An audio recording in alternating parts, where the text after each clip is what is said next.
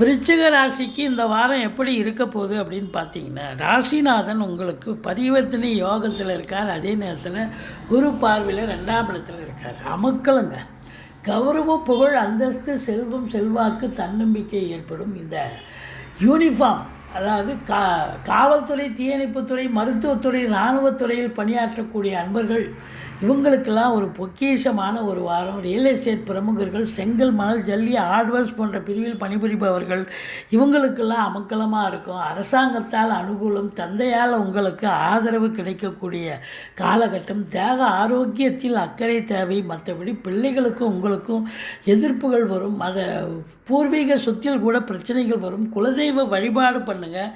மற்றபடி உங்களுக்கு 9ஆம் இடத்து அதிபதி 7இல் உச்சநிலையில் ஆரம்பத்தில் இருப்பதால் அமக்கலமான ஒரு வாரங்க. நினைக்கிறத சாதிக்க போகிறீங்க. தாய் வழி சொந்தங்களால் அனுகூலங்கள் கிடைக்க